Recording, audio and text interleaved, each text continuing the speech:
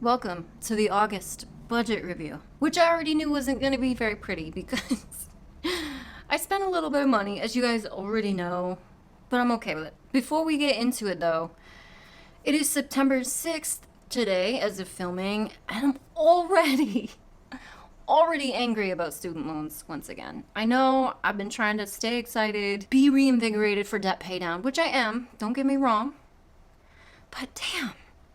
Obviously, I've been keeping an eye on my Mohila account, which is my student loan servicer. If you are new here, I only have federal student loans left, and they're all with Mohila. And in August, I paid $7,022.38 to completely wipe out the outstanding interest that I still had on my student loans from pre-pandemic forbearance. And for some weird reason, $6,835.33 went to the interest, and $187.05 went to a spray of principal across 26 different loans. So that's fine. I've called twice to have them reallocate that money appropriately, and now I'm in that 3 to 5 day business day waiting period again, apparently. However, since September 1st, student loan interest is back. I already, 6 days in, have an accrued interest as of September 4th, 2 days ago. I'm already at $312.50 of accrued interest. And granted, $187 of that is from my misapplied payment. But dang, that's still $125 additional dollars accrued in 6 days. No, in 4 days actually, because again, this says as of 9/4, 2 days ago. So in 4 days, $125 in accrued interest already. Again, I'm on the save plan, so accrued monthly interest that adds up, without saying accrued again, is supposed to be wiped away every month after you make your monthly payment. And September, my first payment is not due until October, so there is no monthly payment still in September. So in theory, supposedly, all of this accrued interest will be wiped away anyways, but still, it better be. I'm annoyed. That's a lot. And already it's just like seeing the $312 in accrued interest already and them tacking that onto my new payoff amount overall is so, it just takes the wind right out of my sails all over again, because as you guys know, this compounding interest is what led to me having an ever-growing loan balance that I could just never get caught up with because of that capitalizing compounding interest. So it's just like, again, I know that's not happening anymore, supposedly. Guys, I have no faith. I have no faith until I actually see it wiped away in my bank account. Because now, and I did panic a little bit last week or whenever it was, when I was like, oh my God, some of these save program benefits are not actually going into effect until this time next year, or July 2024. However, thank you to this comment, Hot03, I think. Thank you for outlining some of the tidbits and I guess addressing the issue of the compounding interest, and that bit of the save plan went into effect immediately as of, well, suppose July 1st, 2023. So even though all of the benefits of the save plan don't come into play until next summer, one of the ones that is into effect right now, supposedly, is that compounding accruing interest being wiped away is happening. This should be wiped away. This 300 and I don't know, or the 125 of additional, because I have called before. Obviously, that's why I made the interest payment. Any outstanding interest that accrued pre-pandemic is not going to be just wiped away by the save plan on your first month. No. That old outstanding interest is going to get capitalized on. And then, as of now, September 1st, any interest gained now will be wiped away. Not the previous interest. I don't know. Wow, this is a long-winded intro, and I'm very sorry. It just is like, it's just so deflating. I'm trying to give Mohila time to get my account adjusted and allocate that interest payment that I made, but it just, like, come on. It was such a nice payment pause. It was so nice to get ahead on other things financially and then these damn student loans, but they're back. We're here. We're back in it. We got to get refreshed. It just, man, that interest already coming in hot. All right, that's enough of that. Let's stop bitching about student loans. I'm very sorry, you guys. So here's the Google Sheets. As we always do, we'll start at the top with income. My W-2 is currently my highest income. I have a take-home pay goal of $4,050 a month, and in August I brought home $4,014. It's a little bit less because I had signed up for the commuter benefit to put into my, it's like a subsection of my health savings account. It's the same card that I can use, but it has to be specifically for commuter purchases. Like, for some reason, I just elected the commuter benefit, but it only gave me the parking benefit and not like the ability to purchase the bus pass, which you guys know is what I use to get into the office when I do go in. Hardly ever. But for some weird reason, it only gave me parking permission, so I can't actually use it to purchase the... Anyway, I have since gave that the kibosh since my new supervisor was like, I don't care if you never go into the office again. So we just squashed that. So so I now have some parking money in there for whatever from August, but anyway. So again, that's take home. That's after that shit's deducted, as well as obviously my medical benefits, 401k contribution, and my actual health savings account. So a little low there, but that's why, and it'll be normal in September and going forward. My next income is my rental property. You guys know I got the one, and it normally should be bringing in $448.70 a month.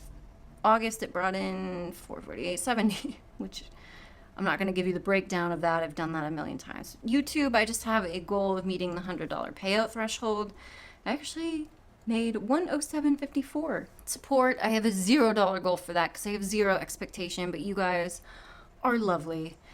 And you guys actually gave me $380 of support in August, which is amazing. And I have that broken down on the note by Transfer Tuesday, basically. Every week I just give you guys an update of all the money moves, and that always includes any support from you guys. Thank you guys so very much. Overall, $4,950 in income. Now, my expenses, my rent, of course, is my next highest expense, which I am actively trying to lower by purchasing a house hack that's going as slow as cold molasses uphill, but it is okay. Currently, $15.25 a month, and that's what I paid. Electricity, I budgeted $400 just because I had no idea what it would be like to run 2 air conditioners. I'm normally not that person. It was not $400. It was $125.13. Internet's always $60. Mohila, my student loan, obviously that was a $0 payment in August. Gym's $15. Netflix is $20. Food and household, you guys know I budget $500. I actually spent $5, $12, $20. I went $12 over budget. Pretty dang good, considering how much I was out and about in August. Gas and car wash, though, I budget $200, $248.68. So again, lots of being out and about and having the best time. Pet supplies, I budgeted $75. I spent $74.95. Investing, I have a goal of $100. I invested $164. You guys know I bought some gold. New asset class for me. Yay! That was exciting. Donate, goal of $50. Boom. I donate to animal sanctuaries the last few days, either a rescue or a farm animal sanctuary. I don't know if I've ever mentioned it, but like a farm sanctuary is a life goal of mine. So I'm here to support those who are living it already. Savings, I had a goal of $1,000. I saved $800, not bad. Not quite what I was hoping, but $800 is pretty freaking good. Spending, I have a $300 goal when it comes to personal spending. So this is material item spending. I'm not counting experiences here. $431.35. So definitely over budget there, but not necessarily in a bad way. Yes, I did buy some new clothes because as the seasons are changing here, and now I'm out of this 5-year cave, I guess you can call. That's how I think of it, which is crazy. My last job, I worked in an industrial plant. I had grubby clothes to work in said industrial plant, and like a chemical lab where things were getting stained, and I just didn't have nice clothes because I was always rocking like men's Walmart t-shirts that were $2-3.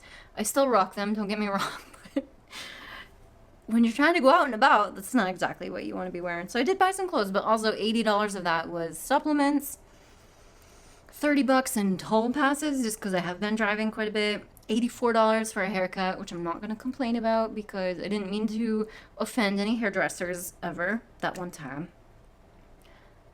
Yep, this hair, it could be a lot worse, guys. I don't dye it, I don't do my nails, none of that crap, so I guess $84 is good. And $60 in pottery because I'm slowly acquiring nice dishes for myself as an adult. That feels like a fun thing to do. Wow, that's embarrassing, but it's the truth. I'm trying to slowly collect dishes that are made by like local handmade potters, artisans. So I bought a couple things. So yes, I went over, and then the difference was like some clothing and stuff that I already mentioned. So I went over, but not like in a gross like shopping spree way. Just haircuts are expensive, and so are my supplements that I order every quarter, which I've told you guys about in other videos. And then other is just been kind of where I've been throwing my experiences. $341, not bad. July, that was out of control. That was like $1,400 almost because I bought so many concert tickets. And that's what this is, if we're being honest. This is definitely concerts and band merch. And then my next category is debt. Obviously, you guys know, student loan. We were at $185,250, and as you know, we paid that $7,022.38, which was supposed to be all interest, and it will be, but it brought it down to $178,228, which is now going back up by the day. Welcome back, interest. Next category, sinking funds. Everybody was happy and plump. We didn't have to add to anybody because we finished that in like June, I think, so love that for me. You guys helped with that immensely. I won't show you guys the overall spreadsheet because I just showed you guys that in my current finance update. Other than being incredibly disheartened already by student loan interest, which I'm trying not to do. And now I know I'll feel better about it once October is here, and if I can log into my account and see that that accrued interest was just boop, boop, boop, boop, boop, and not tacked onto my balance, I'll breathe a little easier. Until then, like, I don't believe it till I see it. When it comes to like big overarching governmental control shit, excuse my tinfoil hat, but that's just the truth. Believe it when I see it. But for now, student loans, you know what I mean? Thanks for watching. I'll see you guys in the next one.